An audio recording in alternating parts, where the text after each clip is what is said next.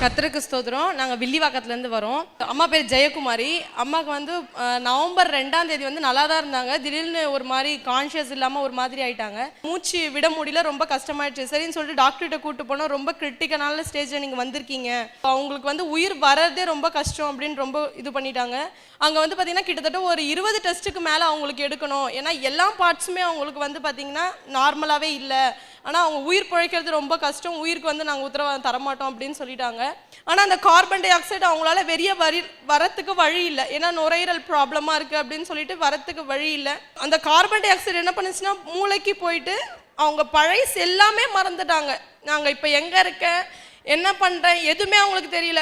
சரின்னு சொல்லிட்டு டிசம்பர் வந்து முதல் சனிக்கிழமை அன்னைக்கு தம்பி வந்து இங்கே வந்து அங்கிள் கிட்ட ப்ரேயர் பண்ணிட்டு போனால் நல்லாயிடும், நான் போகிறேன் அப்படின்னு சொல்லிட்டு தம்பி வந்து லைனில் வந்து நின்று இந்த மாதிரி அங்கிள் கிட்ட நான் ப்ரேயர் பண்ணுறேன்னு சொல்லிட்டு ஃபோன் கொடுத்தாங்க. அங்கிள் ப்ரேயர் பண்ணாங்க. என்ன ப்ரேயர் பண்ணாங்கன்னா, ப்ரே பண்ணட்டுமா? பண்ணுங்கம்மா. பரிசுத்த பிதாவே, ஜெயக்குமாரி அம்மாவுக்காக ஸ்தோத்திரம். அம்மா இருக்கிற இடத்துல அவர்களை தொடும். மூச்சு விட முடியாமல் கஷ்டப்படுகிற அம்மாவுக்கு கர்த்தர் இந்த நிமிஷத்துல சுகத்தை தாரும். டோட்டல் பிரீத்திங் யூனிட்டையும் புதுசா மாத்தி டிவைன் ஹீலிங்கை கொடுத்து அம்மாவை கரம்பணும். அடுத்த மாசம் இந்த இடத்துல வந்து சாட்சி சொல்லத்தக்கதாக காண்டாமிருகத்திற்கொத்த பலனை உனக்கு தருவேன்ங்கிற வார்த்தையின்படியாக பழுதடைந்த அத்தனை உறுப்புகளையும் புதுசா மாத்தி அற்புதம் செய்ய இயேசுவின் மூலம் பிதாவே, ஆமென். எங்களால் காசு கட்டி மருத்துவம் பார்க்க முடியல. சரின்னு வீட்டுக்கு கூட்டு வந்துட்டோம். வீட்டுக்கு கூட்டு வந்து அந்த ஆக்சிஜன் மிஷினில் எத்தனை நாளைக்கு இருக்காங்களோ இருக்கலாம் அப்படின்னு சொல்லிட்டு தான் நாங்கள் கூட்டு வந்தோம். அந்த சாப்பிட்றப்ப அந்த ஆக்சிஜன் மிஷினை எடுப்போம், லெவல் அப்படியே கம்மியாகும். அங்கிள் ப்ரேயர் பண்ண மறுநாள்லேருந்து அந்த ஆக்சிஜன் மிஷின் இன்னைய வரையும் சொல்கிறேன், நாங்கள் யூஸ் பண்ணவே இல்லை அந்த ஆக்சிஜன் மிஷினை. கர்த்தர் தான் மட்டுமா அங்கிள் மூலியமாக பேசி அந்த சுகத்தை கொடுத்துருக்காரு. Praise the Lord. என் பேர் ஆண்ட்ரூ. நான் ராயபுரம் சென்னையிலேருந்து வரேன். கர்த்தர் கொடுத்த வேலையை வந்து துச்சமாக எண்ணி தூக்கி எறிஞ்சேன். அந்த காலத்தில் இன்டர்வியூ கூட எனக்கு ஸ்கெட்யூல் ஆகலை. நவம்பர் 2017 ஐயா கிட்ட வந்து ப்ரேயர் பண்ணும்போது எனக்கு கொடுத்த வார்த்தை என்னென்னா, எனக்கு நன்மையான இடத்தை ஏற்படுத்தியிருக்கிறேன் அப்படின்னு கொடுத்தாரு. இருந்தாலும் அவிஸ்வாசத்தினாலேயும் மேலும் தற்பெருமை, எப்போ இங்கே போனாலும் வேலை கிடைக்கும் அப்படின்ற ஒரு இதனால் எனக்கு சரியான வாய்ப்புகள் எதுவும் அமையவே இல்லை. அவர்கிட்ட மன்னிப்பு கேட்டு எப்போ நான் உண்மையாக வேலை தேட ஆரம்பிச்சனோ அடுத்த மாதமே எனக்கு நல்ல ஒரு வேலை. என்னோடய பிரயாசம் என்னன்றது ஆண்டவருக்கு நல்லா தெரியும். ஆனால் அதுக்கும் மேலே இரட்டிப்பான ஒரு பிரயாசத்தை எனக்கு தந்து ஒரு நல்ல வேலையில் இப்போ எனக்கு அமர்த்திருக்காரு. அதுக்கு கொடான கோடி நன்றி. அதே நேரத்தில் கடன் பாரங்களுக்காகவும் நல்ல ப்ரேயர் பண்ணிகிட்டு இருந்தோம் நானும் அம்மாவும். அம்மாவுக்கு மூலமாக பணத்து மூலமாக அந்த கடன் பாரங்கள் தேவைகள் எல்லாத்தையும் நீங்கள் செய்து இப்போது கடனே இல்லாத ஒரு வாழ்க்கையை எனக்கு தந்து ஆண்டவருக்காகவும் கொடான கோடி நன்றி.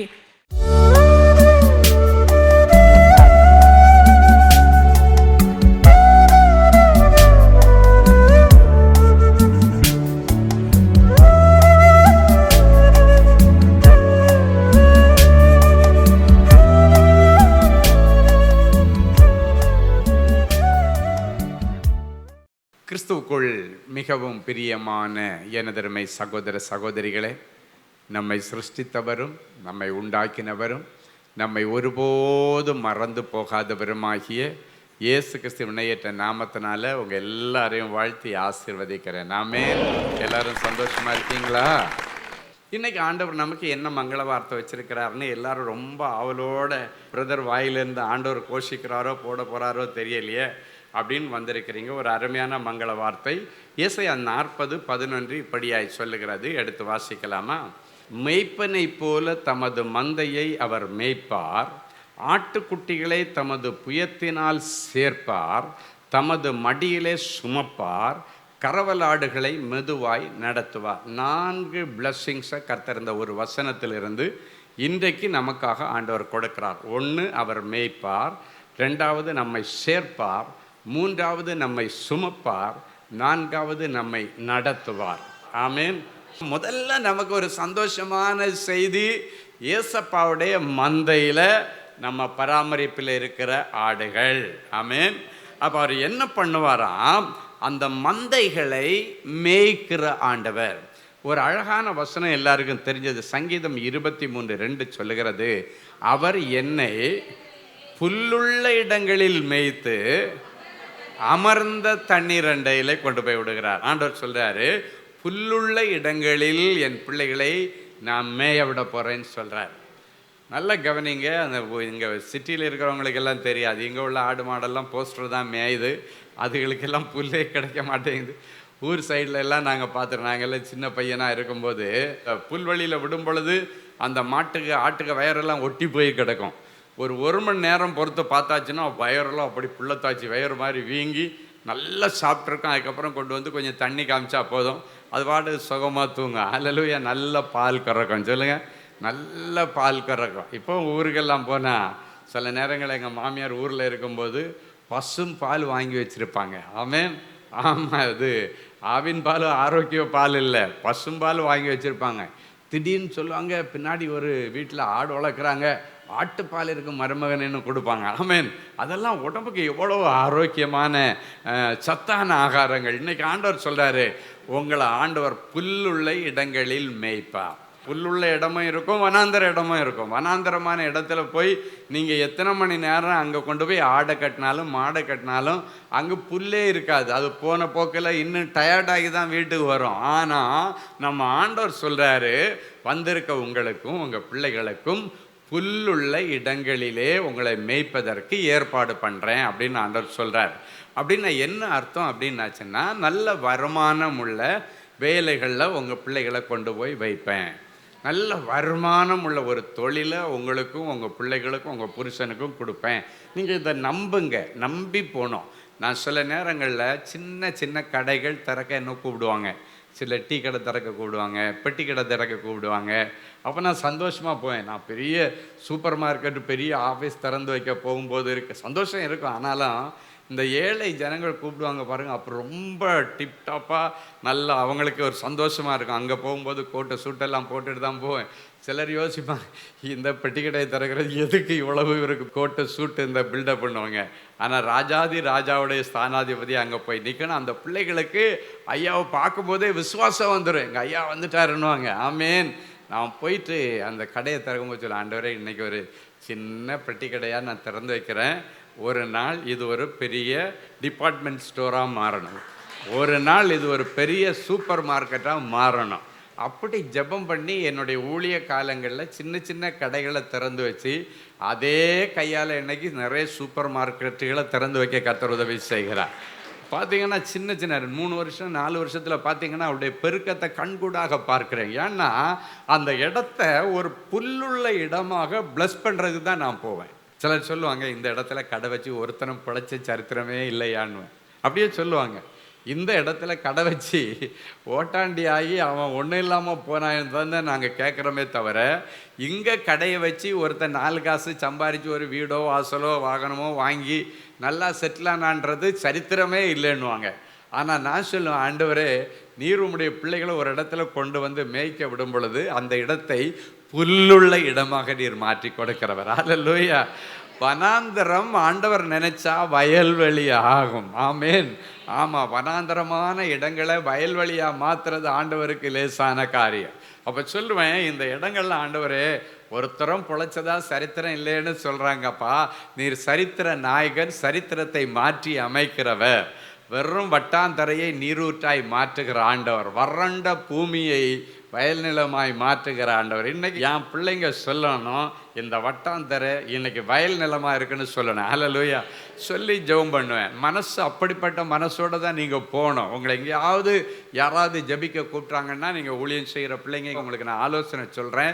நீங்கள் போகும்போதே பெருசாக எதிர்பார்ப்போடு போகணும். அவங்களுடைய பிளஸ்ஸிங்காக வேண்டி நம்மளை கூப்பிட்டு போகிறாங்க. நீங்கள் சொல்லணும், ஆண்டவரே இந்த பிள்ளைங்க மேய்க்கிறதற்கு இந்த வியாபார ஸ்தலத்தை நீங்கள் கொடுக்குறீங்க, இந்த பிள்ளைங்க இன்னைக்கு வேலையில் ஜாயின் பண்ண போகிறாங்க, அது அவங்களுக்கு நல்ல புல்லுள்ள இடமாக இருக்கணும், அப்படின்னா நல்ல மேய்ச்சல் உள்ள ஒரு இடமா இருக்கணும் ஆண்டவரே அப்படின்னு நீங்கள் ஆசீர்வதிச்சிங்கன்னா அது ஆசீர்வதிக்கப்படும். நீங்கள் போய் பிளஸ் பண்ணீங்கன்னா அங்கே இருக்கிற சாபங்கள் எல்லாம் ஆசீர்வாதமாக மாறும். அல்லேலூயா. நான் முதல்ல கார் பிஸ்னஸ் பண்ணும்போது முதல்ல ஆர்கே நகர்னு ஒரு இடத்துல ஒரு மிஞ்சி போனால் ஒரு 150 ஸ்கொயர் ஃபீட் இருக்கும். அந்த இதில் ஒரு சின்ன ஒரு ஆஃபீஸு, பின்னால் எனக்கு ஒரு சின்ன கேபின், மொத்தமே இவ்வளோ சைஸ் தான் இருக்கும். இதில் 2 கேபின் இருக்கும். ஒரு கேபினில் நான் இருப்பேன், ஒன்றில் ஸ்டாஃப் இருப்பாங்க. ஆர்கே நகர் உங்களுக்கு தெரியும், மந்தை வெளியில் இருக்குது, அங்கே தான் இருந்தேன். அப்படி இருக்கும்போது ஆண்டவர் அடுத்த கட்ட வளர்ச்சிக்கு நேராக என்னை கொண்டு போனேன்னு தீர்மானிக்கும் போது, இது எப்படின்னா ரோட்டில் தான் காரெல்லாம் நிறுத்தியிருப்போம். விற்கிறதுக்குள்ள வண்டியெல்லாம் ரோட்டில் இருக்கும். ஒரு ரூஃப் இருக்காது. மழை வந்து அதில் நனைஞ்சிக்கிட்டு தான் கிடக்கும். அப்படிப்பட்ட ஒரு இடம் தான் அங்கே இருந்துச்சு. ஆனால் ஆண்டவர் அடுத்து ஒரு நல்ல ஒரு இடத்துல பிஸ்னஸ் ஸ்டார்ட் பண்ணணுன்னு சொல்லிட்டு அடுத்து அதை டெவலப் பண்ணுறதுக்கு, அடுத்த விரிவாக்கத்துக்கு நான் பிளான் பண்ணும்போது நிறைய இடங்களை பார்த்தோம். நாங்கள் என்ன நினச்சோம், இந்த ஒரு 150 ஸ்கொயர் ஃபீட்டுக்கு பதிலாக ஒரு 600-700 ஸ்கொயர் ஃபீட்டில் ஒரு இடம், கொஞ்சம் ஒரு சின்ன ஷெட்டை போட்டுட்டு ஒரு 2 வண்டி 3 வண்டி அப்படி நிறுத்திட்டு வியாபாரம் பண்ணலான்னு நினச்சிட்டு இருக்கும்போது ஒருத்தர் வந்து அடையாறில் காந்தி நகரில் பெரிய இடம், நான் நினைக்கிறேன் ஒரு 3 கிரவுண்ட் இடம் இருக்குன்னு நினைக்கிறேன், பெரிய இடம், கார்னர் பீஸு உள்ள ஒரு பில்டிங்கும் இருக்கும். நம்ம வேணால் ஷெட்டு சைடில் போட்டுறதுன்னா போட்டுக்கலாம், கார் ஷோரூமுக்கு நல்லா இருக்கும் அப்படின்னு சொல்லிட்டு ஒருத்தர் வந்து கூப்பிட்டாரு. இடத்த போய் பார்த்த உடனே எனக்கு ஐயோ இதுக்கு யார் வாடகை கட்டித்தாங்க, ஏன்னா விஐபி ஏரியா காந்தி நகர் உங்களுக்கு தெரியும், பெரிய விஐபிஸ் ஏரியா, ஸ்கூல்ஸ் நிறைய, Saint Patrick, Saint Michael school, college, ராணிமயமை, நிறைய காலேஜ் ஸ்கூல்ஸ் எல்லாம் இருக்கக்கூடிய முக்கியமான ஒரு பகுதி.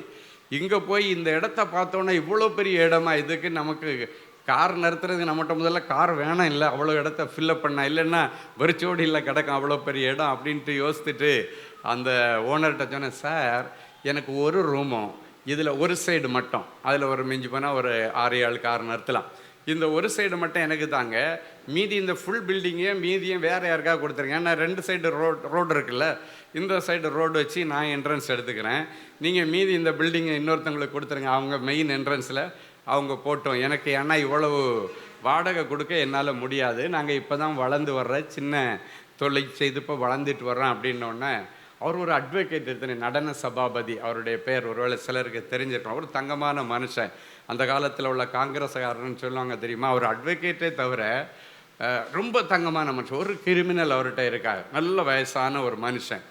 அப்போ அவர்கிட்ட சொன்னோன்னே அவர் சொன்னார், சரி உனக்கு என்ன தான் கொடுக்க முடியும்ப்பா வாடகைன்னாரு. எங்கேயாவது பில்டிங் ஓனர் இப்படி பேசுகிறத பார்த்துருப்பீங்களா, நான் ஃபுல்லாக உன் கையிலேயே கொடுக்குறேன்ப்பா, நீ இந்த இடத்துல எல்லாம் வண்டி விடுற அளவுக்கு நீ வளரணும், நீ நல்ல பையன் மாதிரி தெரியுது, உன்னை பார்த்தா நல்ல பையன் மாதிரி தெரியுது, சேதோ நீ பிழைச்சிருப்பா, ஒரு நாள் எவ்வளோ வாடகை கொடுக்க முடியும், ஃபுல்லாகவே நீயே வச்சுக்கோன்றாரு. இல்லை சார் எனக்கு கேட்குறது கஷ்டமாக இருக்குது, என்ன இருந்தாலும் அது சரியில்லை சார், நீ சொல்லுப்பா எவ்வளோ கொடுக்க முடியும். சார் ஒரு 8000 ரூபா தான் எனக்கு வாடகை கொடுக்கும். அதே இடத்த 1.25 லட்ச ரூபாய்க்கு ஏர்டெல்காரன் முந்தின நாள் அவர்கிட்ட பேசிட்டு போயிருக்கான், 1.25 லட்ச ரூபா வாடகைக்கு, மாத வாடகைக்கு பேசிட்டு போயிருக்கிறான். அதே இந்த புரோக்கர் தான் சொல்கிறாரு, ஆனால் அவருக்கு என்னமோ அதுக்கு கொடுக்க இஷ்டம் இல்லை அப்படின்ட்டார்.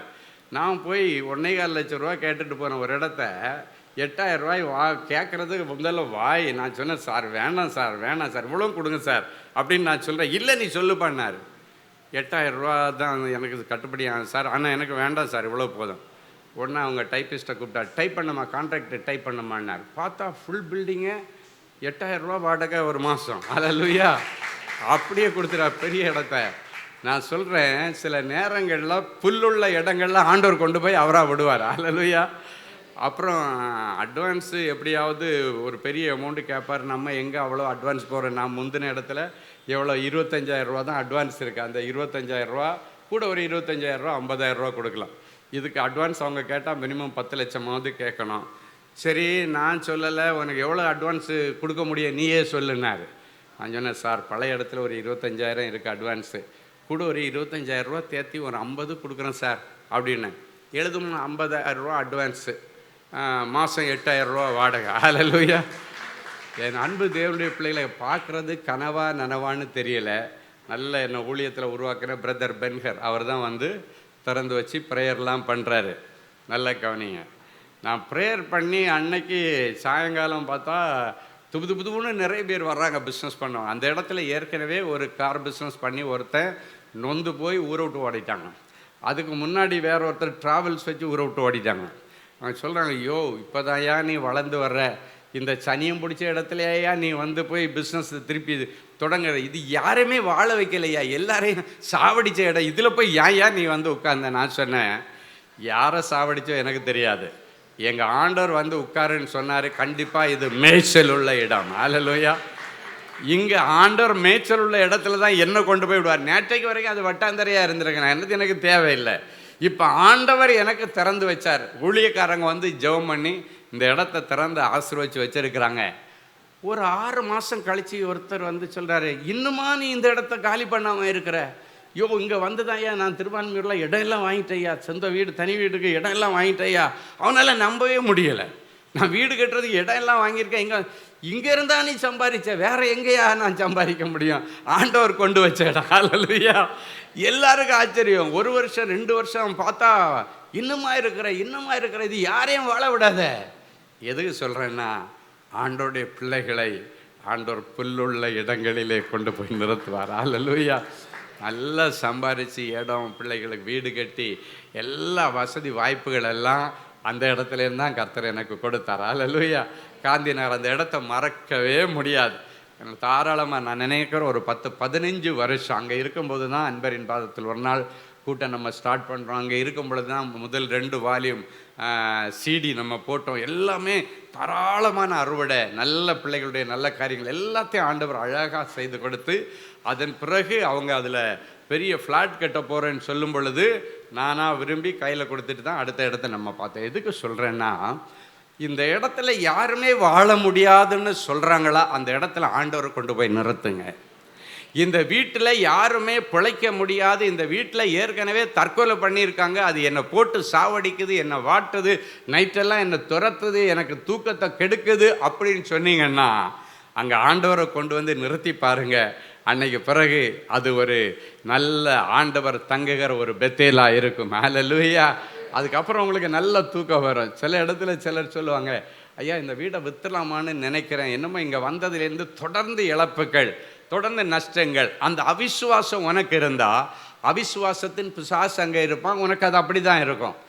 ஆண்டவர் கொடுத்த ஈவு நல்ல ஈவு, இது புல்லுள்ள இடம், மேய்ச்சலுள்ள இடம், எனக்கு இங்கே அமர்ந்த தண்ணீர் இருக்கிறது, அமைதியான தண்ணீர் இருக்கிறது, அமைதியான வாழ்க்கை இருக்குது, நிம்மதியான வாழ்க்கை இருக்குன்னு யார் நினைக்கிறீங்களோ அவங்களுக்கு அந்த இடம் ஆசீர்வாதமாக இருக்கும்.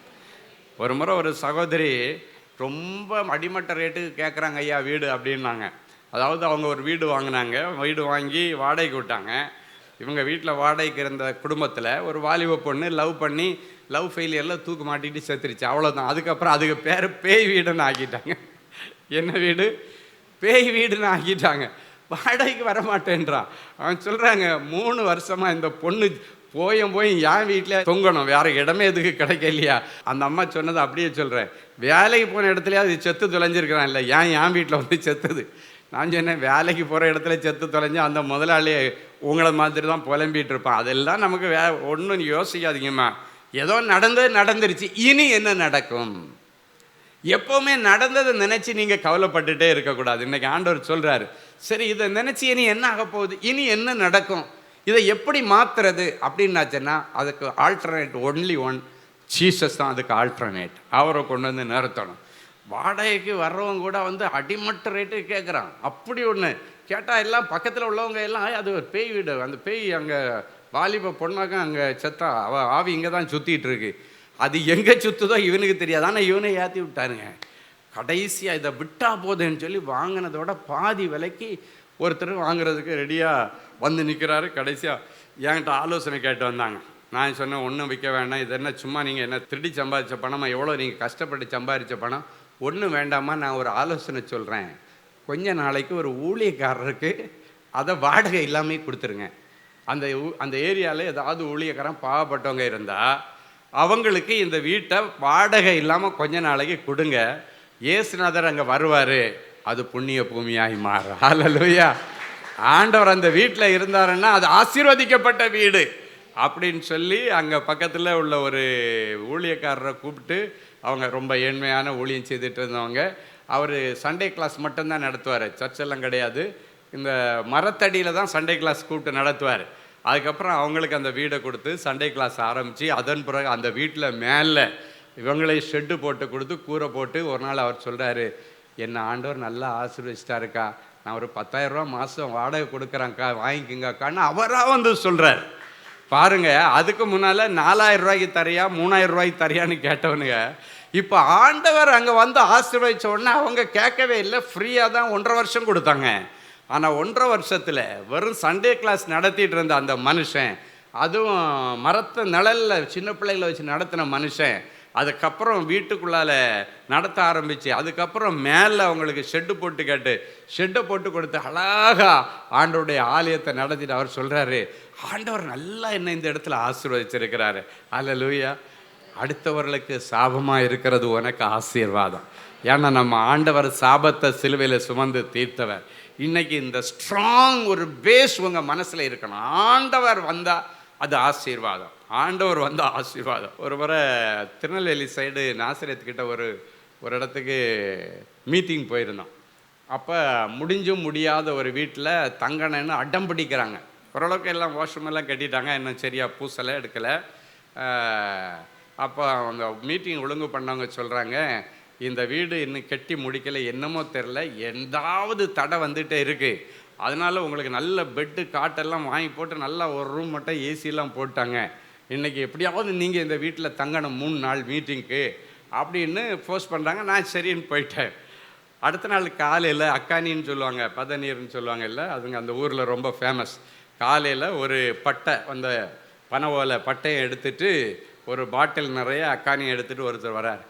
சார் நைட்டு தூங்குனீங்களான்னாரு. நான் சொன்னேன், நல்லா தூங்குனப்பா.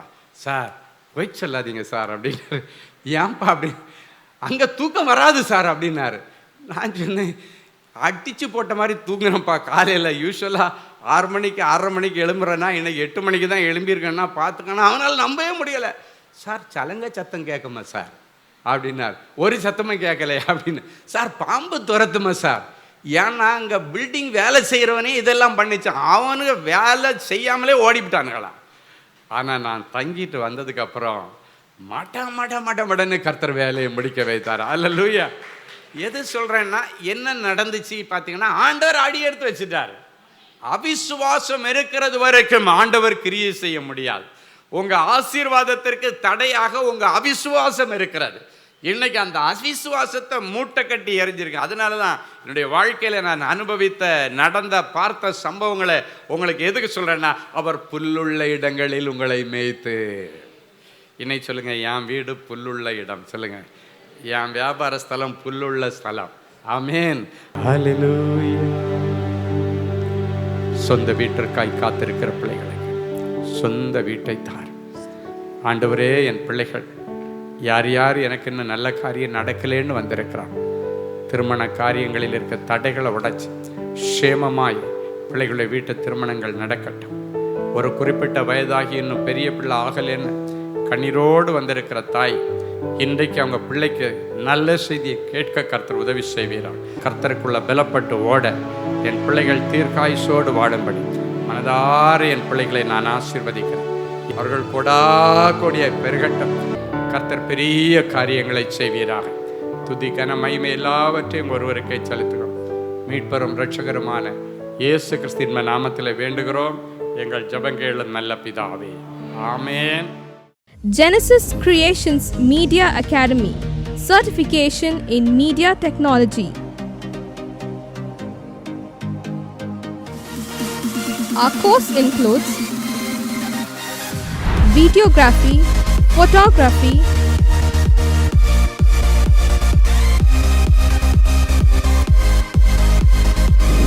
live video mixing,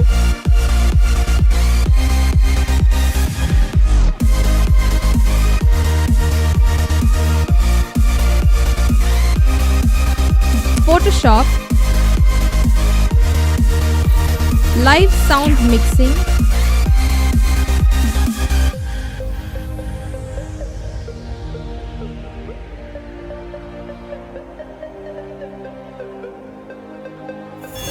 drone cinematography,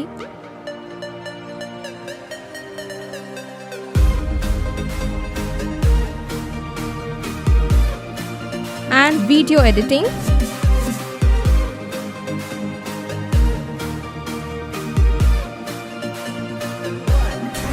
Praise the Lord. I welcome you all on behalf of Genesis Creations Media Academy. இந்த கோர்ஸ் நாங்கள் ஸ்டார்ட் பண்ணதுக்கான மெயின் ரீசன்ஸ் பார்த்தீங்கன்னா 3 பெனிஃபிட்ஸ் இருக்குங்க. ஃபர்ஸ்ட் பெனிஃபிட் பார்த்தீங்கன்னா, இந்த கோர்ஸ் வந்து ஜஸ்ட் 3 months கோர்ஸ் தான். நீங்கள் 3 months இந்த கோர்ஸை நீங்கள் படித்து முடிச்சிடலாம். செகண்ட் பெனிஃபிட் பார்த்தீங்கன்னா இது வந்து ரொம்ப காஸ்ட் எஃபெக்டிவ். ஸோ நீங்கள் ஈஸியாக அஃபோர்ட் பண்ணி இந்த கோர்ஸை நீங்கள் படித்து முடிக்கலாம். மூணாவது பார்த்தீங்கன்னா இங்கே வந்து professional teaching with professional equipments கொடுக்குறோம். ஸோ நீங்கள் ஃப்யூச்சரில் எங்கேயாவது போய் ஜாப் ஜாயின் பண்ணாலும் சரி, இல்லை நீங்கள் வந்து பிஸ்னஸே ஆரம்பித்தாலும் சரி, அந்த ப்ரொஃபஷனல் எக்யூப்மெண்ட்ஸை ஹேண்டில் பண்ணுறதுக்கான ப்ரொஃபஷனல் ட்ரைனிங் நாங்களே உங்களுக்கு கொடுத்துருவோம். ஸோ நீங்கள் கோர்ஸ் முடிச்சுட்டு வெளியே போகும்போது உங்களுக்கு ஜாப் கைடன்ஸ் அண்ட் இன்டர்ன்ஷிப் நாங்களே கொடுத்துருவாங்க. ஸோ இதுக்கும் மேலே உங்களுக்கு ஏதாவது டீட்டெயில்ஸ் வேணும்னா நீங்கள் ஸ்டாஃபை காண்டாக்ட் பண்ணலாம், உங்களுக்கு எல்லா டீட்டெயில்ஸும் கொடுப்பாங்க. வாங்க நம்ம கிளாஸ் ரூமில் சந்திக்கலாம். தேங்க்யூ.